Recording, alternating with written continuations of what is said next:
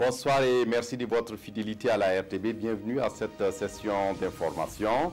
Au carnet d'audience du président du FASO-ROCMA, Christian Kabouré, a reçu ce matin la sous-secrétaire générale des affaires humanitaires de l'ONU, Ursula Müller, par ailleurs coordinatrice adjointe des secours d'urgence, est venue parler de la situation humanitaire de plus en plus dégradante au Burkina Faso du fait des attaques terroristes mais aussi de l'insécurité. Elle apporte avec elle une bonne nouvelle. L'ONU va débloquer environ 4 millions de dollars, soit 2 milliards et demi de francs CFA, pour aider le Burkina Faso.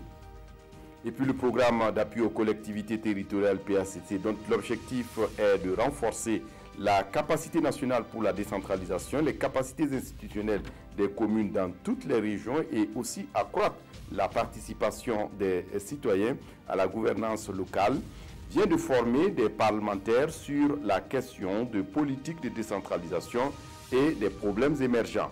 L'objectif de la formation étant d'outiller ces parlementaires à mieux appréhender les questions relatives. Le MENA, le ministère en charge de l'éducation nationale, travaille pour l'harmonisation des interventions en santé sexuelle et reproductive des jeunes en milieu scolaire.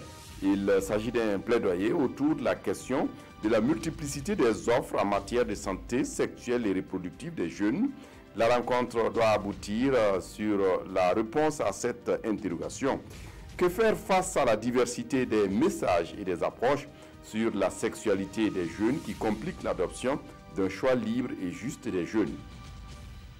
La FAO au Burkina Faso intervient dans 3 domaines, notamment l'amélioration de la sécurité alimentaire et nutritionnelle, l'accroissement des revenus des communautés rurales, mais aussi le renforcement des capacités et la gouvernance dans le secteur rural. À travers le Flaming Fund, l'institution onusienne veut impliquer le secteur agricole et agroalimentaire en Afrique subsaharienne et en Asie pour combattre la résistance aux antimicrobiennes sur la base d'une approche santé.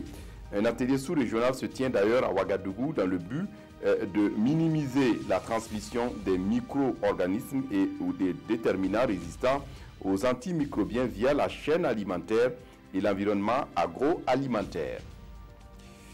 À l'étranger, le tribunal de Tokyo a accepté de libérer Carlos Ghosn sous caution, une caution fixée à 1 milliard de yens, soit 8 millions d'euros, et assortie de conditions comme l'interdiction de sortie du territoire japonais.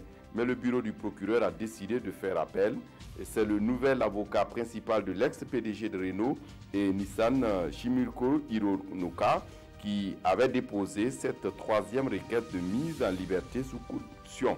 Il avait aussi annoncé hier que la famille avait décidé de saisir les Nations Unies parce qu'elle estime que les droits fondamentaux de Carlos Ghosn sont bafoués.